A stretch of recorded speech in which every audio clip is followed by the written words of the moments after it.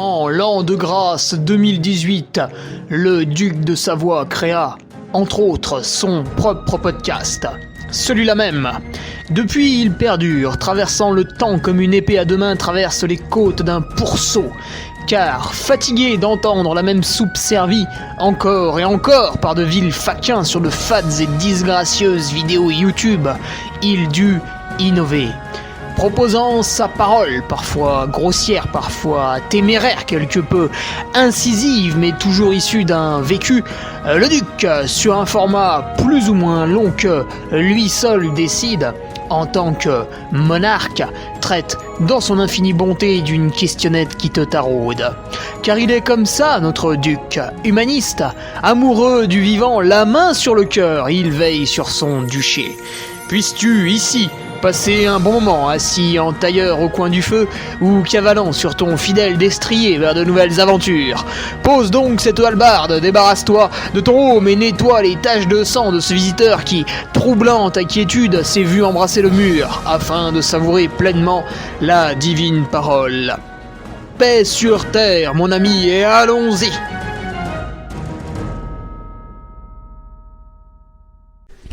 Et bonjour à tous, alors on se retrouve aujourd'hui pour le podcast numéro 186 avec le terme transpiration excessive, que faire ? Une question de Simon Cordier, mais qui n'est pas tout seul Simon, puisque sur le forum des Patriotes, eh bien on avait un sujet qui avait été lancé et 2 ou 3 personnes avaient pu échanger là-dessus puisqu'ils étaient... Ils étaient touchés eux aussi par ce phénomène. C'est vrai que certains coureurs ont une transpiration qui est quand même excessive par rapport aux autres. Voilà, ils sont tout de suite en nage, le besoin de beaucoup s'hydrater. Donc, n'ayant aucune compétence médicale, je vais bien sûr en profiter pour vous donner quand même mon avis, ce qui est absolument fabuleux. Voilà. Non, comme vous le verrez, je n'aurai pas la pilule magique qui va résorber ce problème, mais quelques pistes, certes pénibles, pour le contourner. Voilà. Alors, avant toute chose, l'introduction longue, énorme.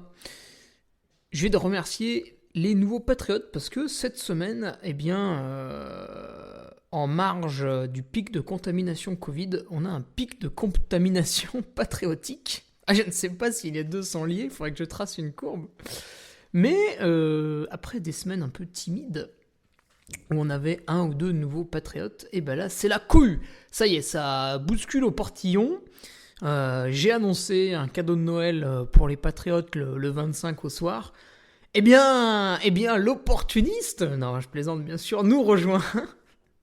Voilà, donc merci à Antoine Svietlecki, Benoît Paume, Jocelyn Pujol, Gillian Engels, Owen qui je crois est sur un retour, David Gauthier, Hugues Lambion, Jérôme Kélifi, Vincent Cahuzac, et non pas Jérôme Cahuzac, Thomas Fondeur qui revient aussi, et Ludovic Rambur, je crois. Voilà. Donc merci à eux d'apporter un peu une pierre à l'édifice. Édifice que j'essaie de bâtir un peu plus cet hiver, puisque sur le Patreon, eh bien, par exemple, pour ceux qui nous rejoignent à ce moment-là, vous pouvez bien sûr venir sur le Club Strava. Bon, moi je ne trouve pas ça absolument formidable, mais il a le mérite d'exister. Vous pouvez vous inscrire sur le forum, hein, ça c'est, je pense, la plus grosse plus-value. C'est au moins vous échanger avec des gens qui sont un petit peu moins idiots que les autres. Et... de ce forum, il y a une petite carte. La carte, tout le monde peut la renseigner. Donc, ça permet de voir où sont les patriotes. Et en fait, ça permet de voir quand vous êtes dans une ville, peut-être il y a un patriote à côté de chez vous. Voilà, quelqu'un qui pratique un petit peu comme vous, avec la même philosophie. Et ça permet de se rencontrer. Et en plus de cette carte, on va dire interactive, on a maintenant aussi le calendrier, où là, chacun met sa course. Hein, donc, pour mettre la course...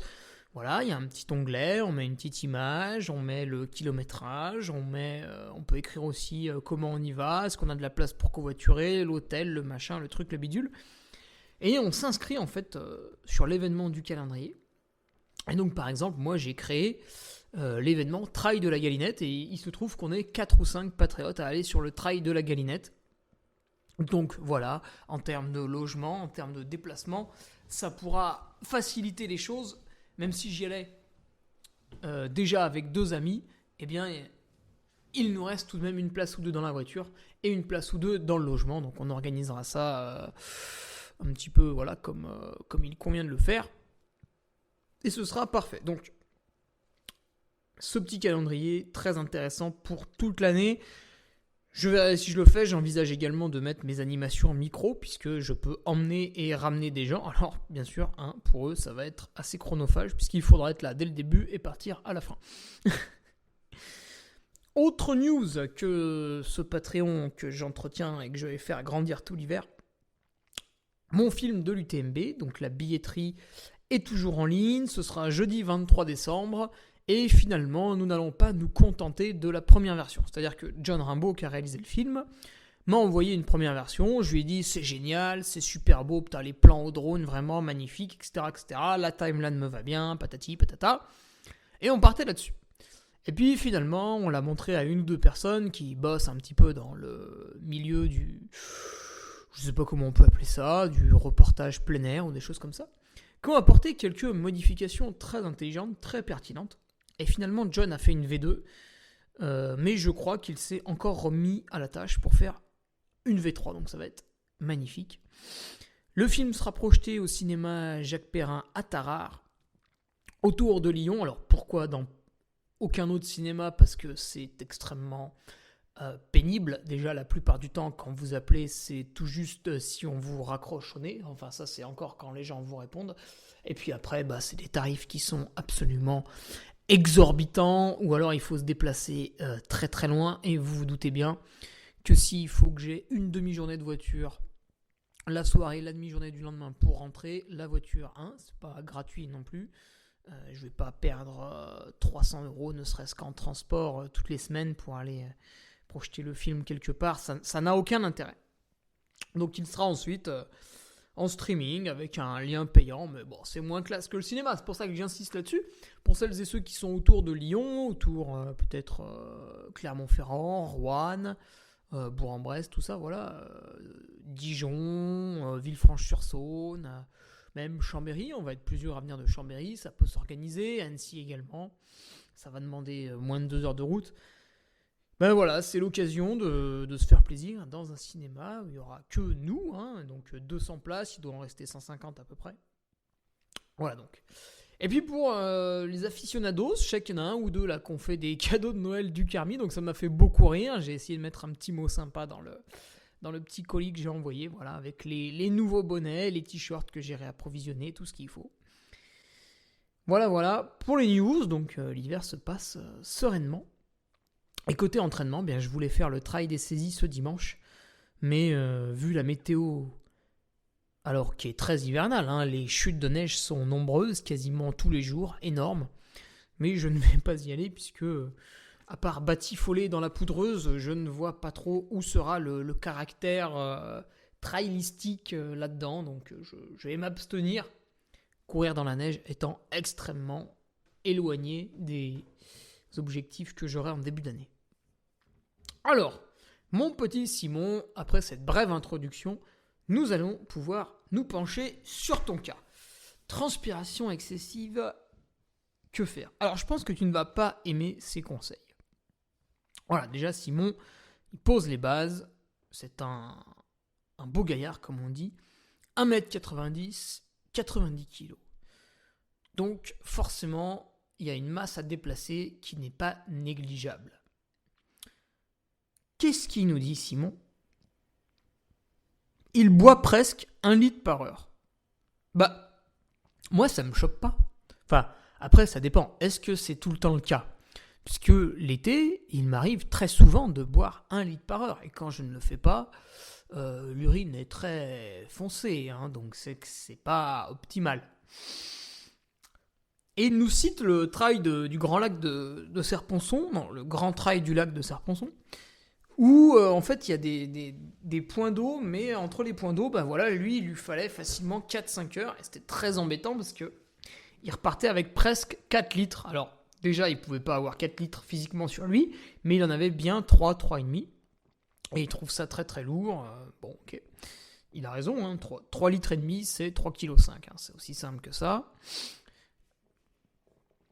Après, c'est pas très très choquant parce que si je me souviens bien des conditions météo à Serponçon, hormis la deuxième nuit, ouais, c'est ça.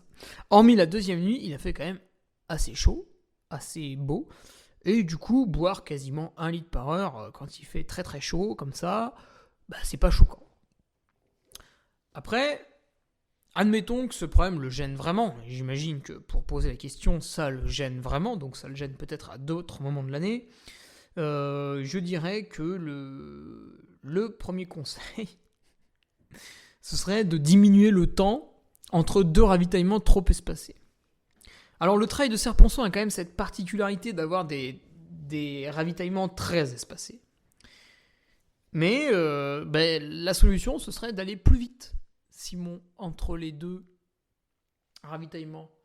Et oui, souvent on cherche midi à 14h alors que la solution elle est simple. Si tu vas plus vite, tu passeras moins de temps entre 2 ravitaillements, donc avec la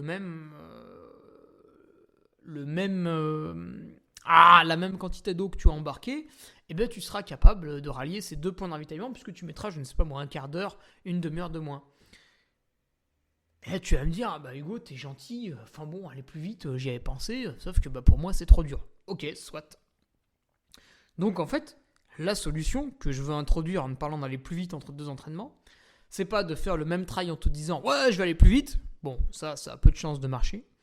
C'est pour le moment de redescendre un petit peu en distance pour justement retrouver des courses où le temps entre 2 ravitaillements, entre 2 points d'eau, est moins long.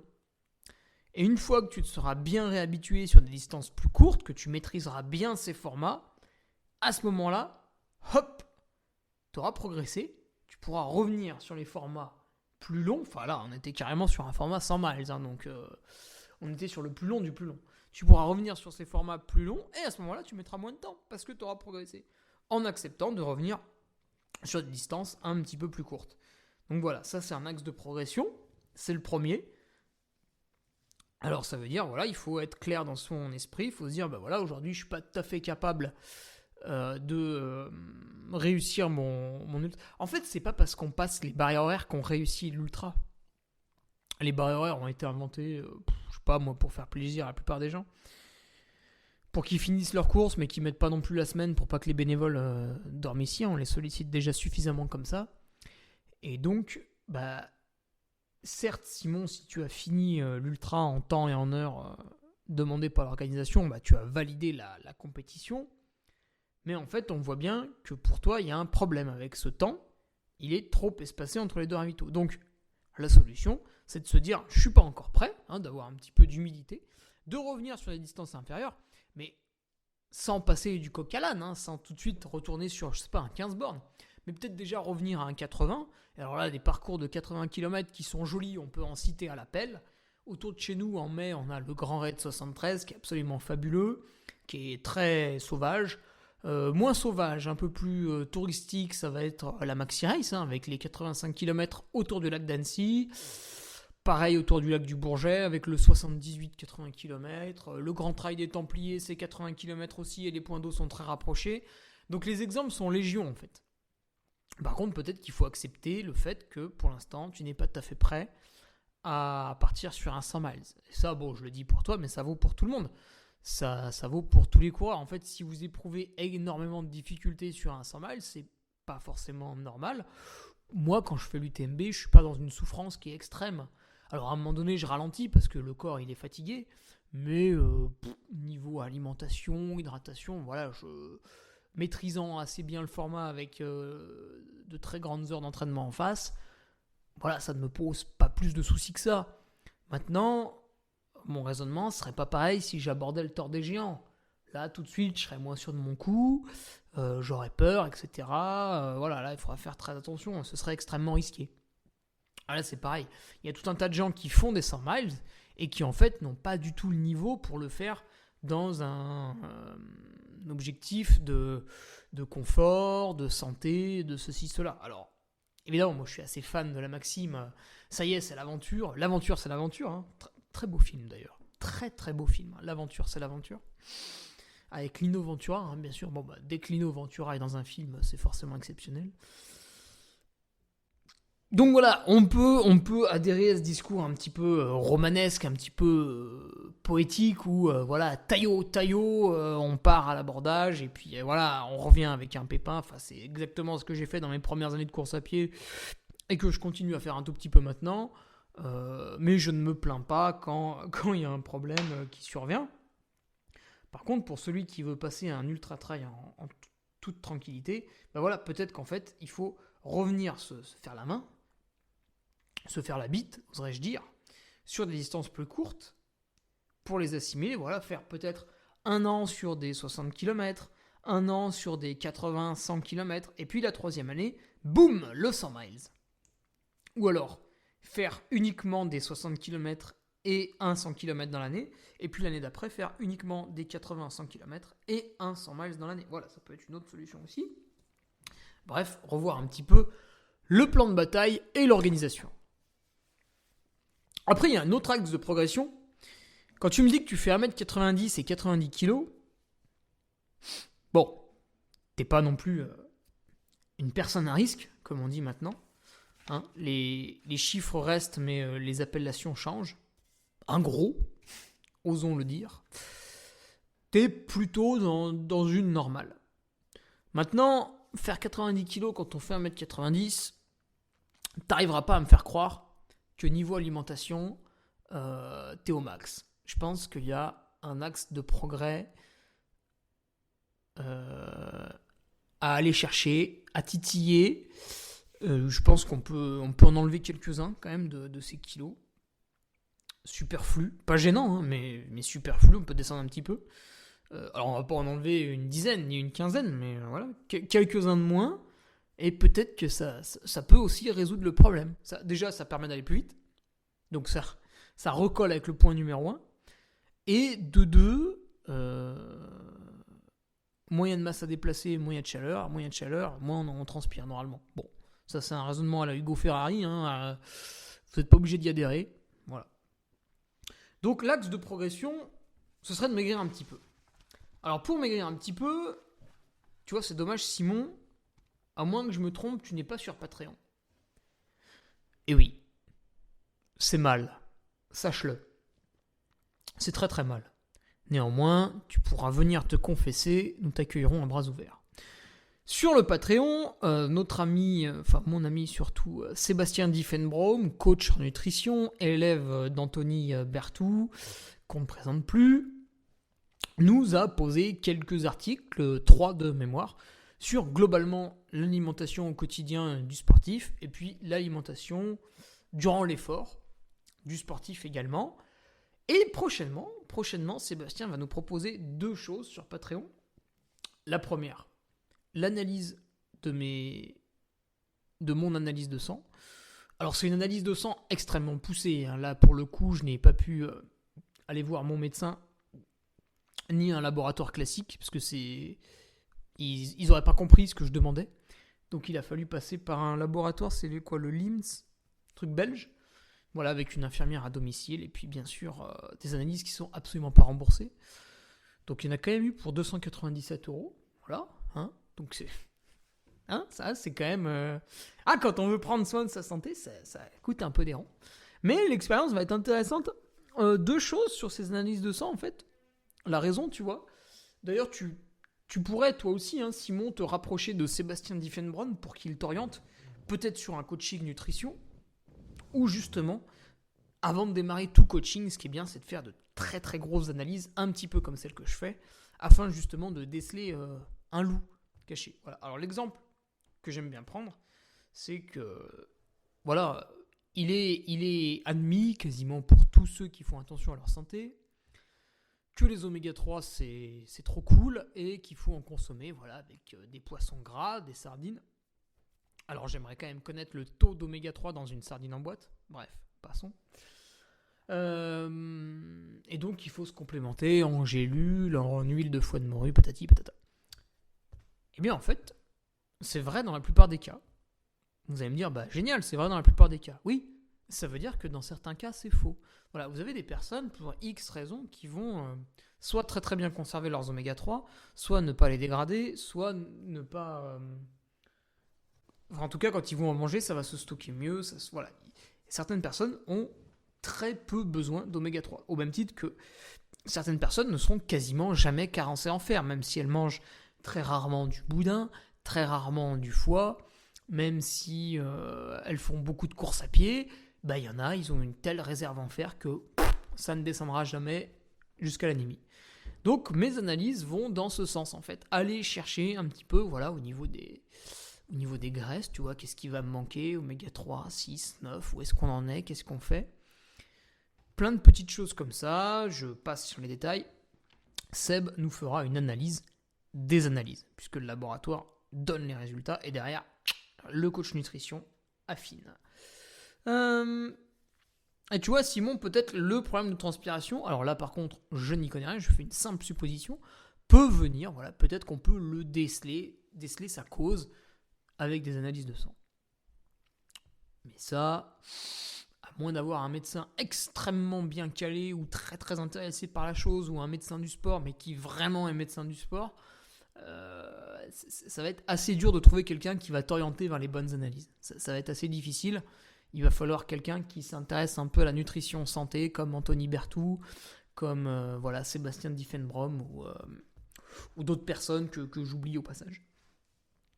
Donc, l'axe de progression numéro 2, tu vois Simon, le numéro 1 c'était l'entraînement. Le numéro 2, ça va être justement cette nutrition pour petit A, maigrir, petit B, voir où est le problème. Voilà. Alors, c'est vrai que c'est un problème qui ne se voit pas. Vous avez quelqu'un qui marche dans le désert, d'un coup une mine explose, paf, on l'ampute des 2 jambes, il est en fauteuil roulant. Lui, il a un problème, voilà, tout le monde le voit, tout le monde comprend, etc. Toi, quand tu as un petit minéral dans ton corps qui se fixe mal ou qui s'absorbe mal ou que tu consommes jamais, personne ne le voit, puis derrière c'est des spasmes, derrière c'est un peu de transpiration excessive, mais finalement c'est un truc, personne ne va s'en douter, personne ne va le soupçonner. Et puis tiens, au niveau de l'entraînement, je rappelle, on a le e-book avec Nicolas Martin pour les conseils d'entraînement. Si jamais tu me dis, ouais Hugo, t'es gentil, l'entraînement s'améliorer, un coach personnel, c'est 60, 70, 80, 100 balles par mois, t'es gentil, ça fait un peu cher. Bon, nous on a l'e-book, il est à 17 €, je pense que ça suffit quand même pour une large partie de la population. Derrière, il y a les applis Run Motion Coach et Gutai qui, elles, te permettent d'avoir une espèce de coach virtuel au quotidien. C'est très très bien foutu. Et évidemment, quand vous dites ça, vous vous faites taper sur les doigts. Ouais, c'est nul, un robot qui t'entraîne, patati patata. Essayez, vous allez rapidement changer d'avis. Je trouve que c'est une excellente proposition pour ceux qui s'entraînent tout seuls, qui veulent être un petit peu plus cadrés. Tac, on passe par une application. Une fois que l'application nous a fait faire tout un tas d'entraînements pendant 6 mois, pendant 1 an, eh bien, on est rodé pour passer à l'étape supérieure, le coaching personnel avec une vraie personne, mais évidemment qui n'est pas au même tarif. Alors Simon, je t'ai donné ces 2 axes de progression. Évidemment, ça ne va pas te plaire parce que ce soit revoir son entraînement ou même les courses qui nous fait plaisir et revoir son alimentation, en général, c'est un truc qui pompe absolument tout le monde. Toi, tu proposais des petits artifices, des petits tips, t'essayais de sortir un peu la baguette magique, ou t'essayais de mettre un pansement sur sur une coupure à la machette. Voilà. Moins boire pour s'habituer. Voilà, donc en fait, ce que tu proposes, c'est déjà, tu as un problème en compétition avec des ravitaillements trop espacés, tu souffres un peu de cette déshydratation. Et toi, tu proposes de souffrir tout le temps, c'est-à-dire à l'entraînement, au quotidien, en buvant moins. Donc tu te dis, tiens, par moment, je souffre sur certaines compétitions, je vais souffrir tout le temps, Et puis peut-être que je vais m'habituer à cette souffrance et après je souffrirai plus. Oui. Non. Non. Non. Non. C'est une mauvaise idée. Modifier son comportement pour s'habituer à une déshydratation, je m'y risquerai pas. Peut-être que ça peut marcher en de rares cas, je ne sais pas, je n'ai pas trop envie de m'y intéresser. C'est simplement très dangereux parce que tu vas pouvoir faire une déshydratation chronique. Alors, une déshydratation chronique, qu'est-ce que ça veut dire ? C'est un petit peu ce que j'avais fait à l'été 2020. C'est-à-dire, je me suis beaucoup entraîné dans la chaleur. Il faisait très très chaud en début d'été, même pendant le confinement. Voilà, avril, mai, il faisait très très chaud. On a pu faire vraiment beaucoup d'entraînements en plein air. Moi, je me rappelle, j'ai jamais été aussi bronzé.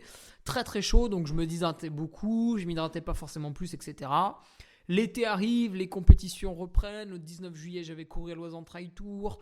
Début août, je cours au Trail EDF Valsony. Voilà, il fait très très chaud, 36 degrés. Ça transpire, ça transpire, ça transpire. Tout l'été, c'est pareil. À l'échappée belle aussi. Et en fait, je passais des tests chez Postural Training à Grésy-sur-Aix. Et avec une petite machine, on a regardé pas mal de choses dans mon corps.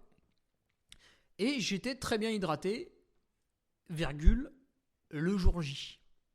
Ce qui fait qu'en fait, j'avais une déshydratation chronique. C'est-à-dire que je m'hydratais un peu la journée, donc ça ne se voyait pas. J'étais bien hydraté, tu vois, j'avais pas la peau sèche, etc. Mais mon corps, en dedans, était très très fatigué, il était en déshydratation chronique. Donc il a fallu boire plus, il a fallu remettre un peu des minéraux dans l'eau, etc., etc. pour s'en sortir. C'était pas très très simple. Donc autant ça a été facile de créer cette déshydratation chronique en faisant le bourrin à la chaleur tout l'été, autant s'en sortir... jusqu'à mars 2021, c'était pas la joie. Voilà. Et puis tu nous parles, et là je vais rebondir sur mon axe de progression numéro 1, Simon. Tu nous parles d'un début de crampe. Voilà, souvent tu as des débuts de crampe. Alors oui, effectivement, quand on est déshydraté, souvent on a des débuts de crampe parce qu'en fait, être déshydraté, ça veut dire que non seulement tu as perdu de l'eau, mais aussi des minéraux, le sodium, le potassium, le magnésium, etc., etc. Et donc, les muscles ne se contractent plus, ils n'arrivent plus à avoir suffisamment de signaux nerveux, etc., etc. Donc la déshydratation implique justement un début de crampe. Maintenant, le début de crampe arrive aussi dans un deuxième cas, c'est quand tu n'es pas assez entraîné. Voilà pourquoi ça rejoint mon axe de progression numéro 1. Alors, je te reprends un exemple sur moi-même. C'est le Lavaredo Ultra Trail en 2018. Donc, je me fracture la rotule mi-octobre 2017. Je commence à recourir fin février 2018, mais par des footings de 6-7 bornes. Je fais mon premier vrai entraînement course à pied en avril 2018. Et fin juin 2018, je m'aligne au Lavaredo Ultra Trail, donc 2 mois et demi après mon premier vrai entraînement à pied. Évidemment, c'est une catastrophe. Je n'étais pas du tout assez prêt. Après quasiment 8 mois de coupure sur Ultra, je n'étais pas du tout prêt pour cet effort. Et donc au kilomètre 80-85, pour la première fois de ma vie, et ça a été terrible pour moi, parce que quand c'est toujours la première fois, vous découvrez une douleur. J'ai eu des crampes terribles, des pieds jusqu'au bassin. Et j'ai fini de manière absolument lamentable. Alors ce jour-là, mon ami Diego Pazos, qui avait abandonné la course, je ne sais plus pour quelle raison, m'a ravitaillé sur les 2 derniers cols. C'était le Passo Gio et un autre. Et on a quand même bien rigolé. Parce que quand il me voyait arriver, il n'en pouvait plus de rire. Ce couillon, il rigolait comme un bossu au ravitaillement parce que j'arrivais en boitant, en claudiquant. Donc c'était très drôle. Et voilà, j'étais pas du tout entraîné. Donc ça a crampé. Voilà, écoute Simon, je te laisse là-dessus. J'ai sans doute oublié des choses parce qu'une fois encore, tu vois, la transpiration, je vois pas trop de médicaments ou de phénomènes qui pourraient engendrer tout ça. Moi, je peux juste te parler de ce que tu m'avais dit. C'est qu'à mon avis, il manque un petit peu d'entraînement. Voilà, il va falloir développer un peu son physique. Et côté nutrition, je pense qu'il y a aussi des choses à faire. Alors, d'un côté et de l'autre, évidemment, il ne faut pas tomber dans une révolte flagrante. Il faut faire des petites choses en plus au quotidien, tranquillement, sans stress, sans du jour au lendemain. Tu as par exemple quelqu'un qui mange, monsieur tout le monde, il mange un peu de tout le temps. Et puis d'un coup, il lit dans un magazine, je sais pas quoi, et le lendemain, il bannit le gluten, il bannit les laitages, il se met des doses de légumes démesurées, il arrête les glucides, tout ça, il se met au jeûne intermittent du jour au lendemain, tu vois, il fait tout ça. Oui, c'est des choses santé, mais pas tout d'un coup et pas tout en même temps. Il faut s'adapter doucement, créer des habitudes doucement, et c'est comme ça que tu vas les garder, ces habitudes. Donc, fais-toi un truc, voilà, toutes les 2 semaines, tu modifies une petite chose. Et puis tu verras, d'ici 6 mois, tu vas te dire « Oh putain, j'ai fait tout ça, c'est incroyable !» Voilà.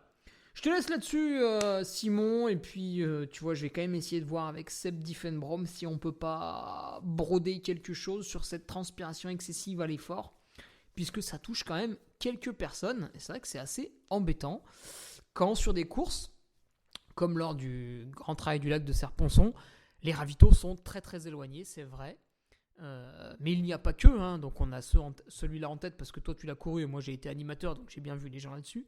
Il y en a d'autres de courses où les ravitaux sont très espacés, quelques endroits, peut-être sur l'échappée belle, par exemple. Donc voilà, il faut se méfier, c'est vrai, et puis voilà, je te laisse là-dessus, Simon. Ciao tout le monde. Vous avez aussi maintenant les podcasts de Nolio, le Nolio podcast que j'anime.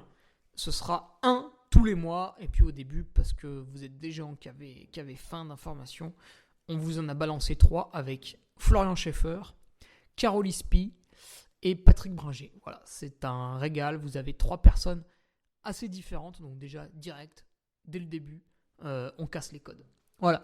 Je vous laisse là-dessus. Excellente semaine à tous. Et on se retrouve vendredi pour un article sur Patreon. Je crois que c'est Sébastien Diffenbrom qui va faire la deuxième chose que je voulais annoncer, que je n'ai pas annoncé pendant le podcast, c'est-à-dire une analyse des bars industriels. Parce que pour l'instant, vous avez une analyse des bars industriels qui est proposée par Nicolas Aubino et c'est un désastre. C'est lamentable, il n'y a pas d'autre mot. Alors il y a du boulot, hein, parce qu'il a fait des tableaux, il y a des chiffres, il y a des comparaisons.